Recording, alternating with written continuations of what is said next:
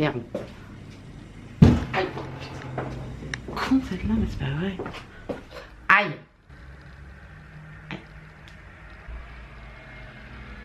Aïe, ça fait mal. Salut à tous et bienvenue dans un nouvel épisode de Psychanalyse-toi la face. Oh, alors, pour cette vidéo sur la répétition, je me suis dit, changeons de décor. Je ne suis pas chez moi, je suis chez mes parents.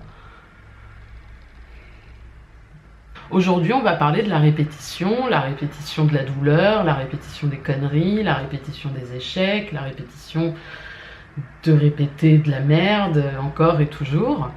Je sais que je ne suis pas là ces derniers temps sur YouTube, vous avez été nombreux à me le faire savoir.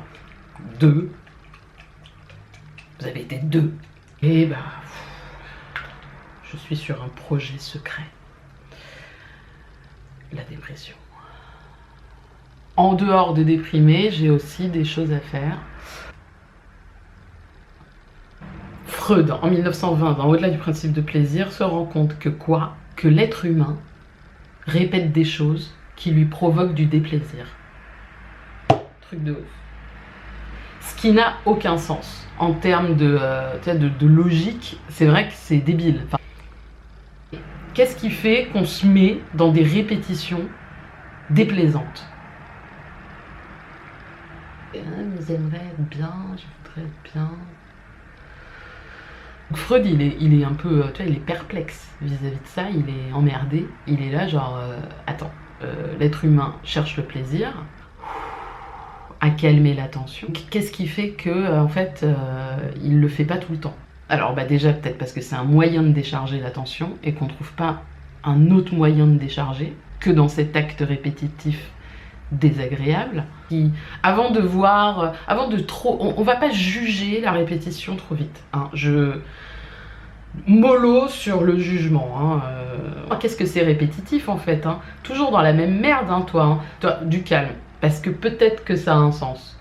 Pour résoudre cette énigme incroyable, ça c'est dingue, c'est que j'ai regardé une série de merde, alors que je ne vous conseille pas.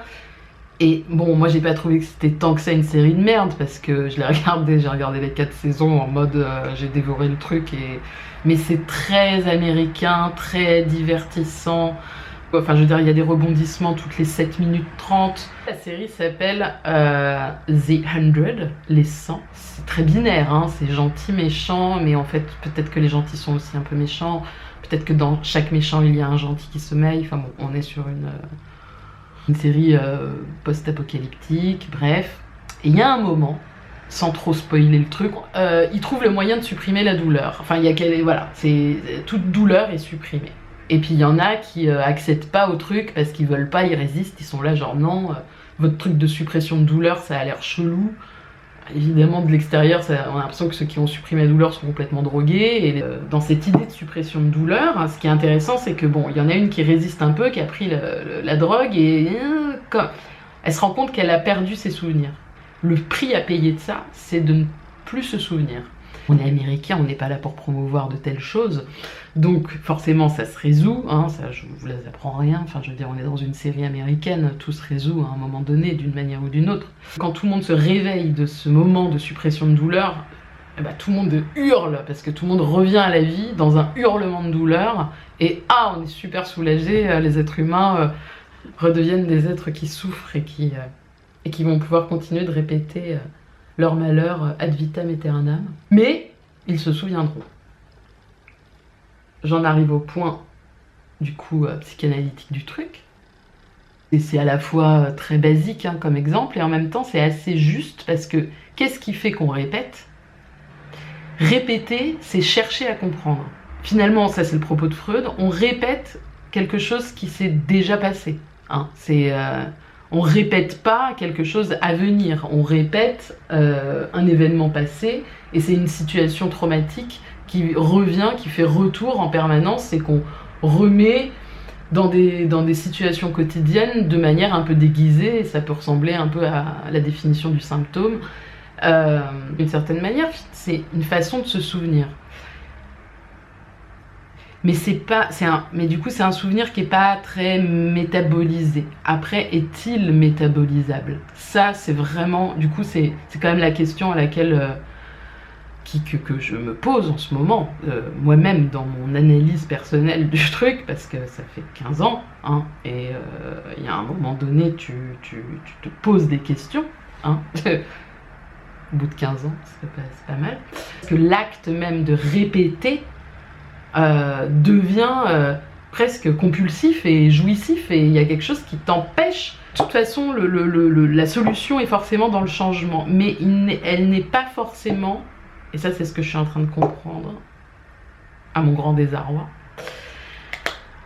la solution n'est pas forcément dans le changement qu'on croit, n'est pas forcément dans le changement espéré, n'est pas forcément dans le changement idéal. Elle peut être dans un... Ça m'embête de capituler comme ça face à la jouissance, mais on peut pas complètement nier ce qui nous a fait, ce qui fait qu'on est là. C'est très dur. Donc, je sais pas, il faut bricoler quelque chose. Mais changer complètement, d'une certaine manière, ça me fait penser à cette espèce de truc justement illusoire de la suppression de douleur, de la drogue, ça viendrait complètement entacher le souvenir, même s'il est traumatique. Ironie de la technologie, j'étais en train de vous parler de mémoire et ma carte mémoire a sauté. Enfin, a sauté, pas littéralement, mais... Donc j'ai dû courir dans Saint-Jean-de-Luz pendant les fêtes de Noël pour trouver une carte mémoire. Je l'ai trouvée et me revoilà. J'ai dû affronter des choses horribles dehors.